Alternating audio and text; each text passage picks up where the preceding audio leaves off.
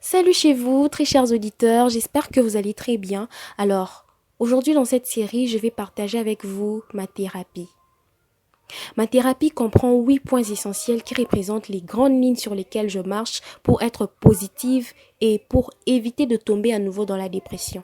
Parce que vous savez, être positif, c'est bien, mais ce qu'il faut en plus, c'est demeurer dans la positivité.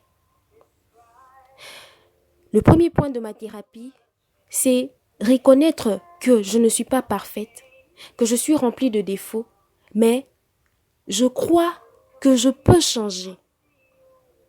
Les gens peuvent croire que tu peux changer. Les gens peuvent t'encourager à changer. Mais si toi-même tu n'y crois pas, ça ne sert à rien. Deuxièmement, prendre des résolutions que tu seras en mesure de respecter. Être déçu par quelqu'un, ça fait mal. Mais lorsque tu es déçu par toi-même, c'est encore pire. Et je souligne ici que il ne faut surtout pas laisser place à la déception pendant le processus du changement. Je définis le changement comme un processus déterminé par la volonté. Et lorsqu'il y a la déception vient en sorte pour abolir la volonté. Et lorsque la volonté est abolie, le changement sera bloqué automatiquement. Lorsque tu prends des décisions après être tombé, prends des décisions raisonnables, prends des décisions avec responsabilité. Ne prends pas des décisions en fonction de ce que tu as vu quelque part, mais prends des décisions en fonction de ce que tu connais de toi. Troisièmement, il faut accepter la douleur pour grandir. N'accepte pas de souffrir pour prouver aux autres. N'accepte pas de souffrir pour te venger, mais accepte la souffrance parce que tu dois grandir. Vous savez, la maturité, c'est aussi accepter la douleur, accepter de souffrir, accepter de passer par des épreuves pour être le modèle et l'exemple de demain pour les autres.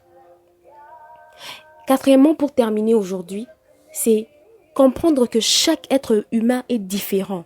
Et donc là, il faut éviter d'anticiper les réactions des autres par rapport à ce qu'on veut ou pas. Vous savez, quelquefois, on veut que les autres pensent comme nous. On veut que les autres soient comme nous on veut. On veut que les choses se passent comme cela se passe dans notre tête.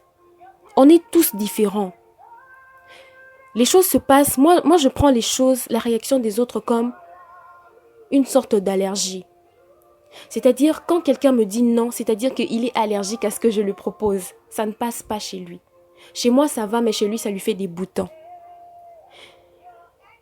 Lorsque tu arrives à trouver des excuses, même à la méchanceté des autres, tu n'auras plus de problème avec toi-même. Ton cœur ne sera plus tout le temps serré, même lorsque quelqu'un te dit non, vraiment avec méchanceté. Tu vas trouver des excuses à cette personne, tu vas te dire peut-être qu'il ne sait pas aimer. Mais lorsque tu es tout le temps là, à vouloir que les gens te comprennent, que les gens acceptent ce que tu veux, tu vas faire souffrir ton cœur et bloquer ton changement. Alors, pour aujourd'hui, je m'arrête au point numéro 4. J'espère que ces 4 points que j'ai déjà énumérés aujourd'hui vont activement contribuer à ton changement. C'était Keren Matondo, je nous dis au revoir et à très bientôt.